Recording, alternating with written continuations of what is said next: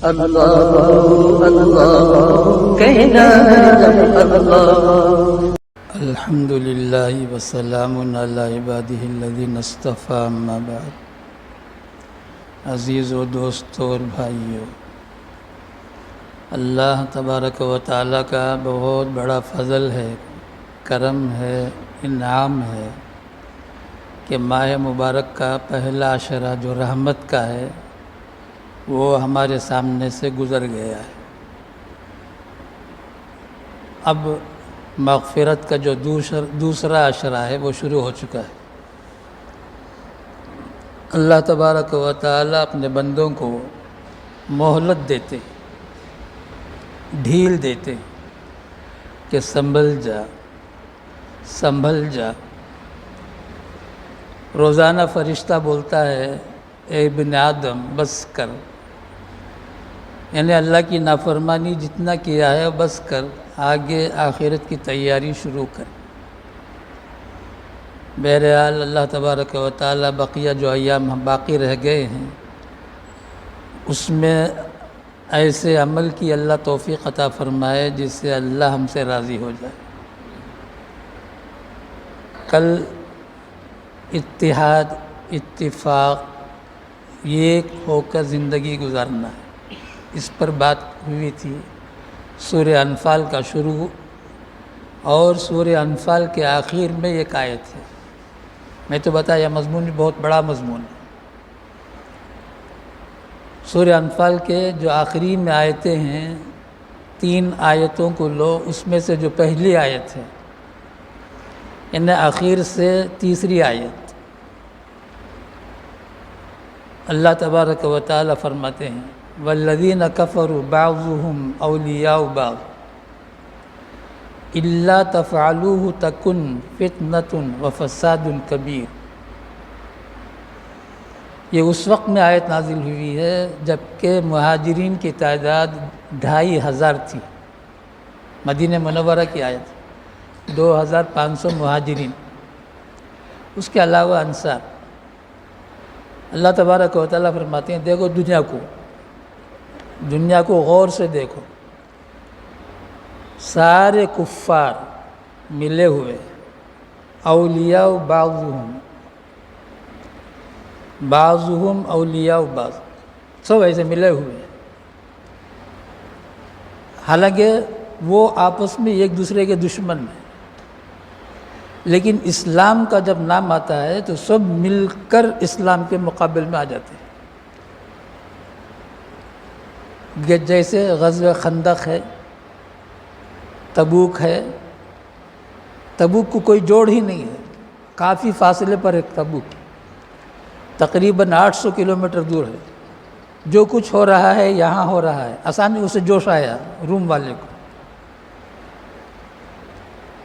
وہ لاکھوں کا مجمع لے کر چلا۔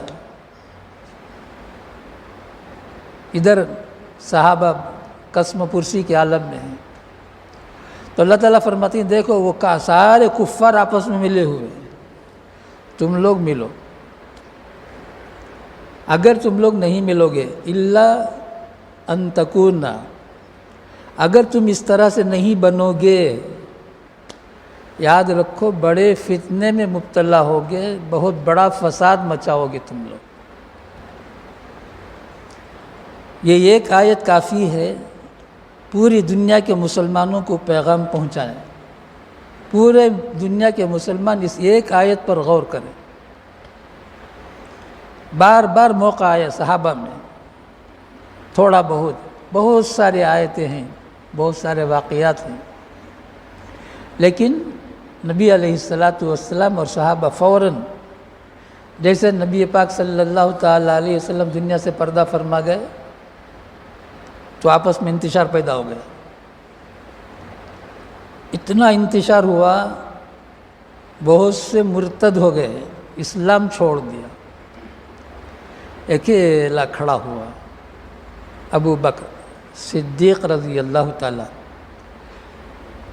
عمر رضی اللہ تعالیٰ عنہ نرمی کی تعلیم دے رہے ہیں، تو ابو بکر صدیق رضی اللہ تعالیٰ عنہ فرماتے عمر جہالت میں تو بڑا سخت تھا، اب کیا ہو گیا تجھے اتنی نرم ایسی نرمی کی باتیں کرتا ہے.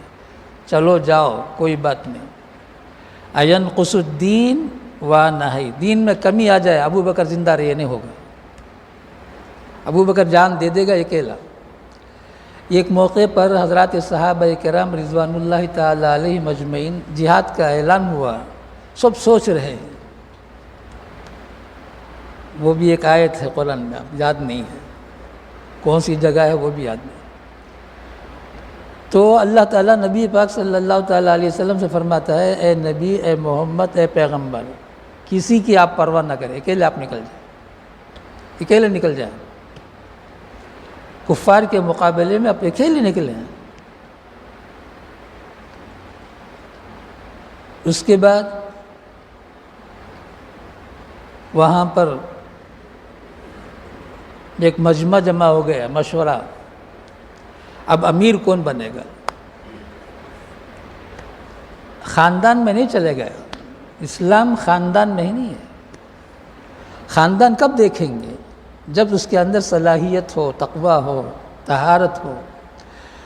اچھا تقوی طہارت بھی ہے، لیکن اس کے باوجود اس سے بڑا تقوی طہارت والا ہے تو وہاں جائے گا. اب مہاجرین اور انصار بیٹھے ہوئے ہیں، مشورہ کر رہے ہیں اب کیا ہوگا، امیر کون بنے گا، خلیفہ کون بنے گا. تو انصار نے کہا ایسا کرو، مہاجرین میں سے ایک امیر بنا لو، ہم انصار میں سے ایک امیر بنا لیتے. یہ مشورے کی خبر بھی ایک صاحب آ کر دے دیے. یہاں ابو بکر صدیق رضی اللہ عنہ فوراً عمر کو لے کر چلے. حضرت علی سے کہا دیکھو یہاں کا نظام سنبھالو، ہم ابھی آتے ہیں. اب یہ مسئلہ کوئی اہم مسئلہ نہیں ہے، اہم مسئلہ اب جو ہو رہا ہے وہ اہم مسئلہ ہے. اب کیا ہے، غسل ہے، کفن ہے، دفن ہے، تم اس کی تیاری کرو، بلا لو، ہم ابھی آتے ہیں. تو وہاں یہ باتیں ہو رہی تھیں تو صدیق اکبر رضی اللہ تعالیٰ عنہ نے حدیث سنایا. فرمایا الائمۃ من قریش، قریش میں ہی خلیفہ بنے گا. انصار میں نہیں. وہ نہیں بولے لیکن حدیث سنا دیا. اتنا ہی سنانا تھا. عمر فاروق رضی اللہ تعالیٰ عنہ نے کہا ابو بکر ہاتھ بڑھاؤ، میں آپ سے بیعت کرتا ہوں، آپ خلیفہ ہوں گے. آپ کے ہاتھ پر میں بیعت کرتا ہوں، آپ خلیفہ ہوں گے. جتنے بیٹھے تھے دھڑ دھڑ دھڑ آئے اور سارے کے سارے حضرت ابو بکر صدیق رضی اللہ تعالیٰ عنہ کو خلیفہ مان لیا. واپس آ گئے، مسئلہ جڑ گیا. آپس میں جو انتشار ہونے والا تھا وہ جڑ گیا. جاہلہ یہاں بھی بہت کچھ بکتے ہیں. یہ جو بیٹھے تھے آپس میں، اس پر بھی جاہل لوگ بہت بکواس کرتے ہیں. جاہلوں کا کام کیا؟ جہالت بکنا ہے. تو فوراً عمر رضی اللہ تعالیٰ عنہ نے اس اختلاف کو ختم کر دیا. اس امت کی کامیابی ایک ہونے پر، ورنہ پرسوں کے پارے میں اللہ تعالیٰ فرماتے ہیں وَأَطِیعُوا اللَّهَ وَرَسُولَهُ، اللہ اور اللہ کے رسول جو بولتے ہیں وہ مان لو، تمہیں سمجھ میں آئے نہ آئے، ورنہ کیا ہو جاؤ گے، فَتَفْشَلُوا، تمہارے قدم اکھڑ جائیں گے، وَتَذْهَبَ رِيحُكُمْ، ہوائیں اکھڑ جائیں گی. احد میں ہوا، احد میں ہوا. نبی علیہ الصلاۃ والسلام نے فرمایا ایک صحابی کو امیر بنا کر 70 آدمیوں کو کہا تم لوگ یہاں کھڑے رہو جب تک میں نہ کہوں یہاں سے نہ ہٹنا.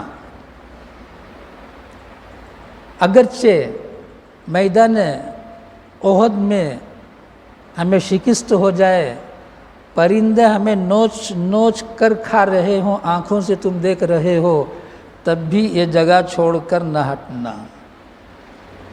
کامیابی ہو گئی. کفار بھاگ رہے ہیں، کفار بھاگ رہے ہیں، مسلمان بعض پیچھا کر رہے ہیں، کچھ مال غنیمت جمع کر رہے ہیں. اب یہاں جو 70 تھے ان لوگوں نے سوچا بھئی ہم بھی جا کے جمع کریں گے، اب کیا کام ہے، اب تو کامیابی ہو گئی. جو امیر تھے عبداللہ بن جبیر، انہوں نے کہا نہ، اللہ کے رسول نے ہم کو یہیں رہنے کہا ہے. نہیں اب تک کے لیے کہا ہے، اس کے بعد کے لیے نہیں کہا ہے. نہیں مانا بعض لوگوں نے، بعض میں کتنے، 50/6، 50/6 میدان چھوڑ کر چلے گئے، صرف 14 وہاں رہ گئے، صرف 14 وہاں رہ گئے۔ خالد بن ولید ابھی مسلمان نہیں ہوئے تھے، وہ چکر کاٹے بہت کے پہاڑ کا، کہاں کہیں راستہ ہے، دیکھا تو یہاں ہے 14 آدمی ہیں، اور خالد بن ولید اکیلے بھی کافی تھے، جبکہ ان کے ساتھ اور بھی لوگ تھے کفار، آسانی سے 14 کو شہید کر دیا، اور ادھر میدان میں آ گئے، ادھر سب جمع کر رہے ہیں مال غنیمت، ادھر سے حملہ ہوا تو سب پریشان، میدان چھوڑ کے بھاگ گئے۔ الیہ عباد اللہ، الیہ عباد اللہ، اللہ کے رسول فرما رہے ہیں، پارے 4 میں اللہ نے بیان کیا ہے۔ صحابہ سے پوچھا کیا ہو گیا تم لوگوں کو، نبی تم کو پکار رہا ہے، تم سن بھی نہیں رہے ہو۔ اب اللہ تعالیٰ نے کہا دیکھو تم نبی کی بات نہیں مانے تو شکست ہو گئی، تمہارا نبی کی بات نہ ماننے سے 70 صحابہ شہید ہوئے، 70 صحابہ شہید ہوئے، اللہ تعالیٰ بولتے ہیں، اور نبی کو تکلیف پہنچی، دندان مبارک شہید ہو گئے نبی کے، صرف تم لوگوں کی نافرمانی کی وجہ سے۔ جو بچت تھے 14 تو شہید ہو گئے، 14 تو شہید ہو گئے، اس کے علاوہ بقیہ جو 50 بچے وہ یہاں شہید ہو گئے میدان احد میں، اس میں حضرت حمزہ بھی ہیں، حضرت مصعب بن عمیر بھی ہیں رضی اللہ تعالیٰ عنہ، یہ سب شہید ہوئے، یہ سب بڑے بڑے بہادر تھے، یہ اسلام کے بڑے بڑے بہادر تھے، وہ قصہ سب سنانا۔ صرف مجھے یہ بولنا ہے، اللہ تعالیٰ فرماتے ہیں یا واطیعوا اللہ ورسولہ ولا تنازعوا، آپس میں اختلاف نہ کرو، آپس میں اختلاف نہ کرو۔ شب قدر نبی علیہ السلام بتانے کے لیے باہر تشریف لائے، دیکھا 2 مسلمان لڑ رہے ہیں، نبی علیہ السلام بھول گئے، مشہور قصہ ہے۔ 2 مسلمانوں کا لڑنا کتنا برا ہے کہ شب قدر کی تعین اٹھا لی گئی، ورنہ ہم کو شب قدر معلوم ہو جاتی، صرف 2 مسلمان کے لڑنے سے۔ اب 2 جماعت لڑ رہی ہو، یہ اسے مسجد سے بھگا رہا ہو، وہ اسے مسجد سے بھگا رہا، کیا مسجد کس کے باپ کا گھر ہے؟ مسجد کس کے باپ کا گھر ہے؟ یا اللہ کا گھر ہے؟ کس سے روکنے کا حق ہے؟ قرآن میں اللہ تعالیٰ نے پارہ 1 میں کہا وَمَنْ نَظْلَمُ مِمَّنْ مَنَعَ مَسَاجِدَ اللَّهِ، اس سے بڑا ظالم کون ہوگا جو مسجدوں میں اللہ کا ذکر، اللہ کی نماز پڑھنے سے روکتا ہو۔ ایسے ظالموں کی آج بہت بڑی تعداد ہوئی ہے۔ دعا فرمائے اللہ تبارک و تعالی ہم سب کو ایک اور نیک ہو کر زندگی گزارنے کی توفیق عطا فرمائے۔ اس ماہ مبارک میں ایک حدیث سناتا ہوں، آپ ابھی سنا دیتا ہوں۔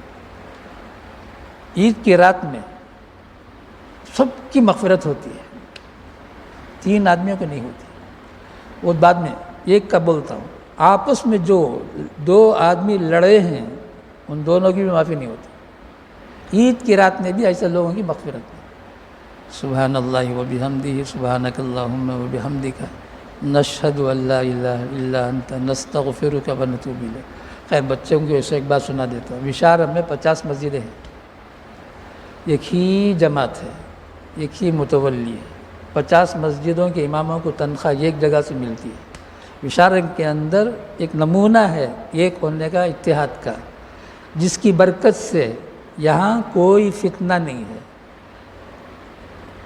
قبر پرست پارٹی ہے، چھپ چھپ کر ہے، غیر مقلدین اہل حدیث ہیں لیکن کھل کر نہیں، جماعت اسلامی وہ بھی کھل کر نہیں، کوئی بھی، اب قادیانی ہے، سب جگہ پھیلا ہوا ہے، ویلور میں ہے،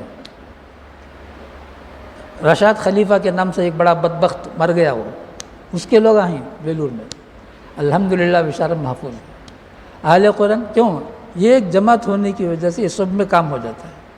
آج تک کوئی فتنہ اندر نہیں آیا ہے، کوئی فتنہ وشارم کے اندر نہیں آیا، وجہ اس کی ایک 100 سال ہو چکا ہے، ایک ہی جماعت کام کرتی ہے، ایک متولی ہے، صرف سب مانتے ہیں، بڑا بڑا مالدار بھی مانتا ہے، سر جھکاتا ہے۔ اب شارم کا کیس کورٹ میں نہیں ہے، پولیس اسٹیشن میں نہیں ہے، پورا جماعت حل کرتی ہے۔ اللہ تبارک و تعالی اسے باقی رکھے، نظر بد سے بچائے۔